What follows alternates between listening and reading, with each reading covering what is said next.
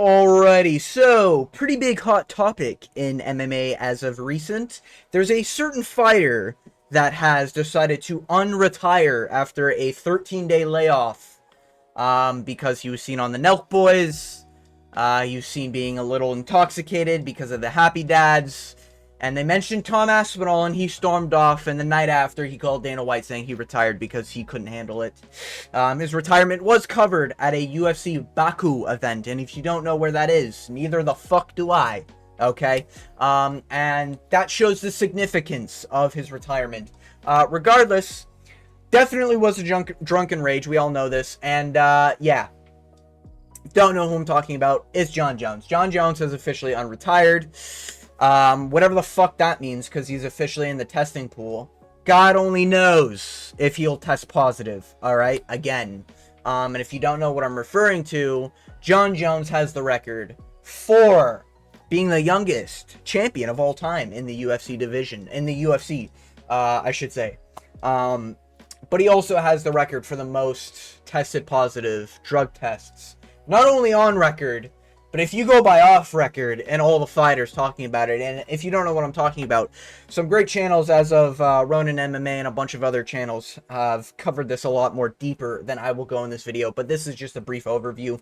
I just want to bring to light a few things Jon Jones has done, and also talk about something a little interesting, because, you know, 2 weeks ago, Jon Jones was a champion, I should say, or a couple weeks ago, I should say. Jon Jones was a champion, all right, holding up his division, not fighting the interim belt champion. Yeah, the interim champion at the time in Tom Aspinall, ducking every single interview, that mentioned Tom Aspinall, any interview made by an Englishman. All these interviews were ducked because he was terrified of Tom Aspinall. But now, the roles have been reversed here. You know, for a while, Jon Jones talked about how Tom Aspinall needs to earn his title shot. Tom Aspinall needs to be a bigger name. Even though he's cleared out the fucking heavyweight division, alright? And he's about to start doing laps on the heavyweight division, let's be real.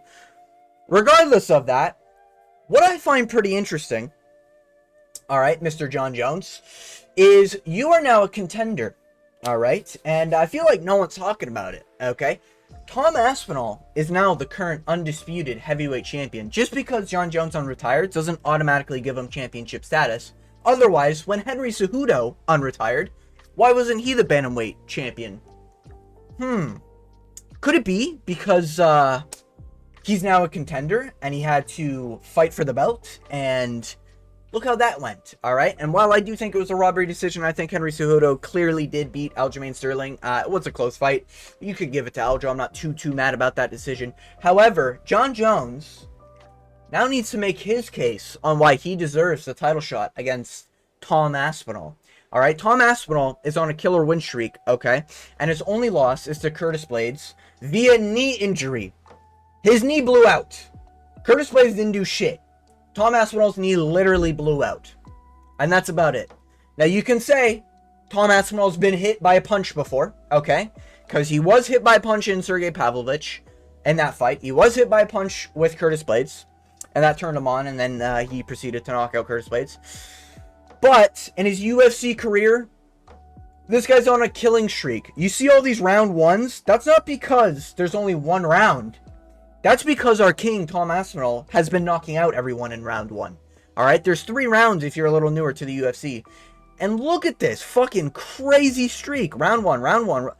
God damn, you love to see it. You love to see violence in this sport. But Tom Aspinall does have losses on his record early in his career. Very early in his career. And when I say early, I literally mean 10 fucking years ago. You know who else has a loss on the record? Huh, that's a little interesting. Oh, what's that? A disqualification via illegal elbows. Was it a bullshit? Don't show me that fucking fight. Was it a bullshit stoppage and should it be a loss? No. Should the Tom Aspinall one then be considered a loss? Nah, his knee blew out. Should have been a no contest. For whatever reason, they gave him a loss instead of a no contest. With Jon Jones, he not only got gifted a no contest against Daniel Cormier after testing positive for PEDs. He not only got gifted for Anthony Smith having absolutely no brain cells in his fucking cranium to accept a DQ when he got knee to the head. And if you want to be like, oh, well, you know, he's just a championship lineup. Get the fuck out of here. He's retired, all right? We don't need a fake being an Anthony Smith fan, okay? He couldn't knock out a fucking home invader, all right? Couldn't fucking knock him out with spinning elbows and fucking right hands down the pipe, all right? The fuck is he gonna do to anyone out in public, all right? So it's safe to shit on Anthony Smith now. He does have no heart, all right? Rampage Jackson won't fucking blow through my door, all right? And he's not gonna fucking KO me for saying that about Anthony Smith, all right? Fucking Lionheart, milk bag looking motherfucker. Anyways, Anthony Smith got illegally kneed in round 1, similar to Aljamain versus Peter Yan, and he didn't accept the DQ. It was a straight up illegal knee, and it should have been a DQ. And then Anthony Smith proceeded to get dragged through 5 rounds with Jon Jones, very unimpressively. All right, considering Jon Jones should have had the finish there. Or should have been able to finish a guy like Anthony Smith, but apparently only the great Ming Yang Zhang can, alright? So, yeah, little interesting there. Then we go on to the Daniel Cormier no contest, but we also go on to all the times he's tested positive via fighters' admissions, okay? And if you don't know what I'm referring to, like I said, Ronin MMA did a very good breakdown on a lot of the claims all these fighters were making. Anthony Smith, in the build-up to his fights, was saying in interviews that the Drug Testing Association was contacting him daily about Jon Jones failing every single drug test. The Gustafsson 1 fight also was getting paged all the time about how Jon Jones has failed drug tests, alright? Then are we going to pretend like, okay, we're going to look at Tom Aspinall's record and say, oh, well, he has a loss there. Jon Jones literally lost to Dominic Reyes. He lost 3 rounds. It's a robbery decision. Similar to Volkov, Cyril Gane. Similar to Paddy Pimblett, Jared Gordon. We know they didn't win that fight. Okay? We just know. Everyone knows. Alright? We all know Jon Jones did not win this fight. And unless you're a D1 Jon Jones dick rider, okay? And from the rumors I hear about what he does with his sparring partners, I wouldn't be surprised. All right, if you're in a situation with Jon Jones, okay, at this point, you know, especially because Jon Jones liked to go to practices and train with people, you know, I wouldn't, you know, from Big John McCarthy talking about what happens, you know, in behind closed doors with Jon Jones and that practitioner, I'd be a little concerned about what Jon Jones does with random people when there's no one supervising, okay? Just saying, all right? I pray we don't see the baby oil come out, all right? That's all I'm saying, all right? But regardless, Jon Jones does, like, he's lost fights. He's not this unbeatable fucking monster, okay? He just vacated the belt, all right? So he no longer has the belt. And by vacated, I mean, like, he retired. So he no longer has the belt. We have an undisputed heavyweight champion confirmed by the UFC, by an official UFC post. So this means Jon Jones now has to make the case on why he deserves a #1 contender's bout, which I believe he should be fighting like Sergey Pavlovich. He should be fighting, by the way, he was ducking Sergey Pavlovich, all right?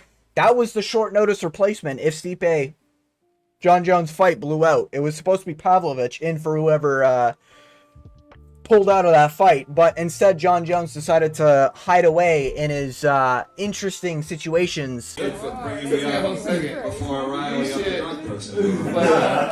Great. You fuck off.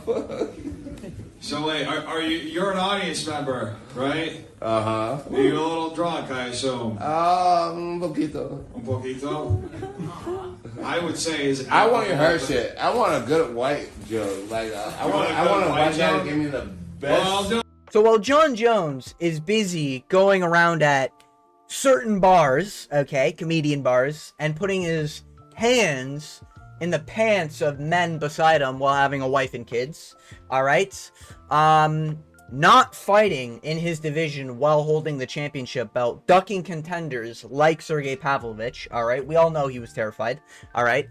while ducking Tom Aspinall, the current interim champion at the time, who's defended his interim belt against Curtis Blades, and now is most likely going to fight Cyril Gane. And to be honest with you, I think he should fight Cyril Gane over fucking John Jones. Because the way I see it, John Jones beat Stipe Miocic last year. Okay? He beat a 44-year-old retired UFC fighter coming off one of the most brutal knockouts of all time. And he dished out the most brutal knockouts of all time. He received the most brutal knockouts of all time. And on top of that, okay, John Jones fought Cyril Gane, who is technically the #1 contender right now if we're looking at UFC rankings, and we're going ahead and looking at, he's the #1 contender. So, the way I see it, John Jones needs to put his name in the hat, alright? Because Tom Aspinall's now the champ. You do what the champ says, alright? Now, we gotta see the argument on why John Jones deserves it. What has he done in the past 4 years? He beat Cyril Gane, okay? That's about it. He beat a 44-year-old retired firefighter, coming off a KO loss. He beat Cyril Gane off 1 win. Cyril Gane just lost to Volkov. And by that logic, and we all know Volkov beat Cyril Gane. That was a very clear Volkov fight. Regardless, it should be Volkov, like, the #1 contenders match, in my opinion, for heavyweight right now, should be Volkov versus John Jones. And I'll be honest with you, I don't know if John Jones beats Volkov. Is it 55-45 John Jones right now? Maybe. Maybe. John Jones is getting old, man. I think he realized he's only getting older. I think he realized nobody's fucking talking about him because nobody gives a shit about him when he's not on the active roster. And now that he's still not on the active roster after coming off a retirement, who the fuck cares? I'll be honest with you. And there's a reason why I haven't covered like his retirement and all this other shit, because I don't really care about John Jones retiring and unretiring because the dude doesn't fucking fight actual fighters. I've won money on John Jones. I want to make that very clear, alright? I'm a younger blood. I've been in this sport for about 3.5, 4 years, okay?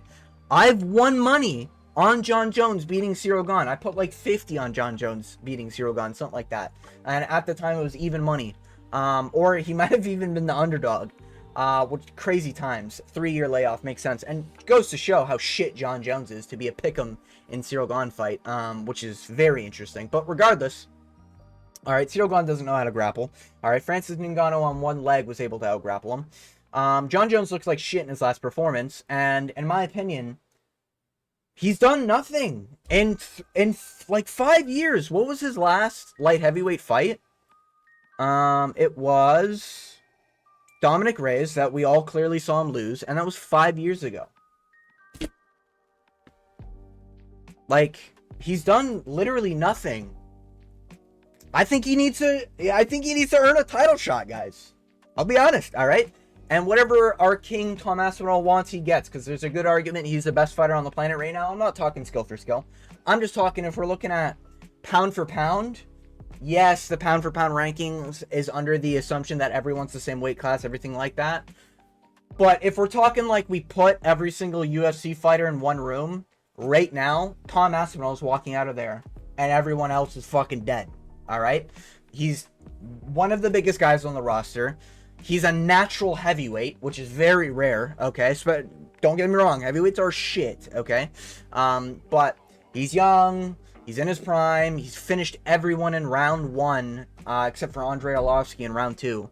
But regardless, and that's by submission, okay? So he's got KOs, he's got submission. Yeah, he's fighting fat fucks, but he's gonna outmuscle all these littler guys, you know? Pantoja don't stand a chance, unfortunately.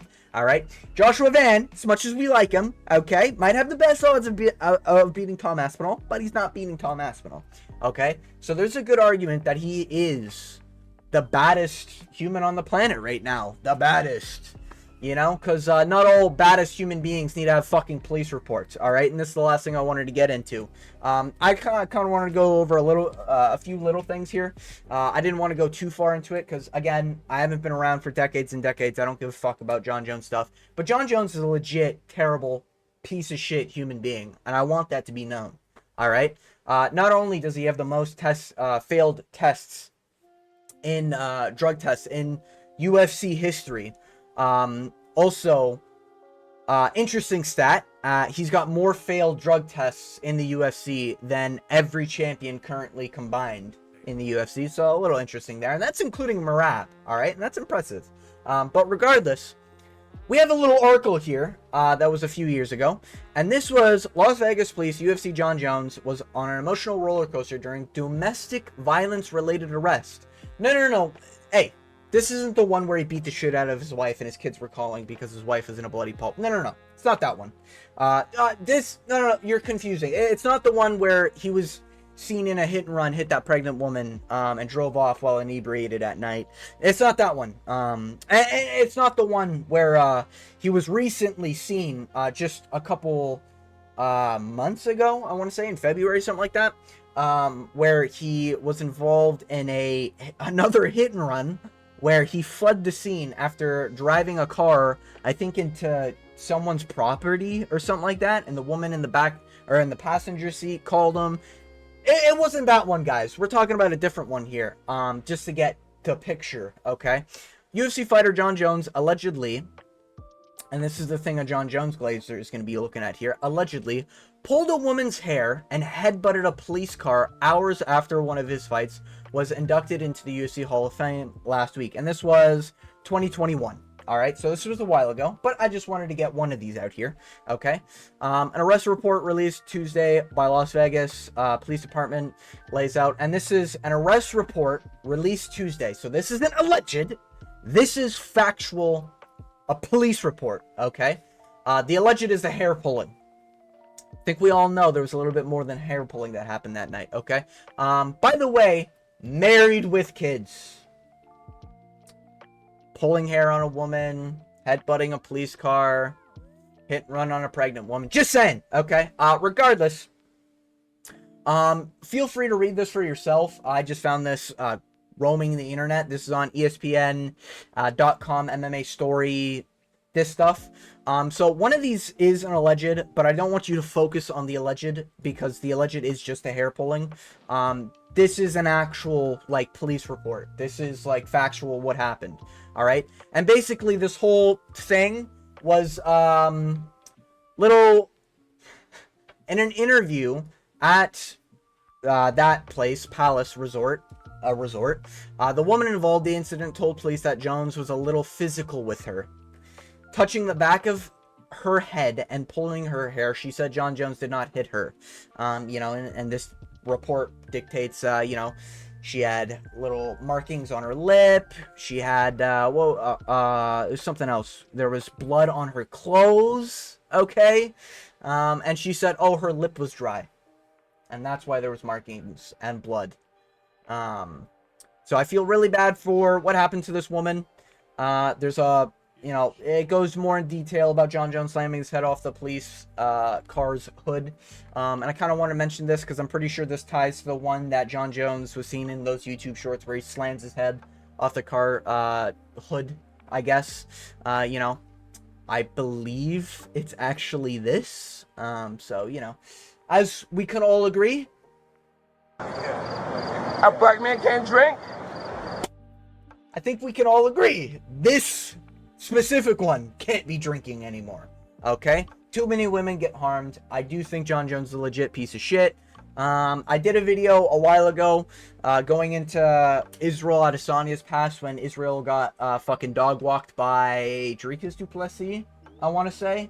Might have been Sean Strickland, because I got that one right, so feel free to stick around, hit those subscribe button, hit that notification bell for my picks and predictions, because I did predict Sean Strickland to dog walk Israel Adesanya for 5 rounds, even dropping him in the early rounds.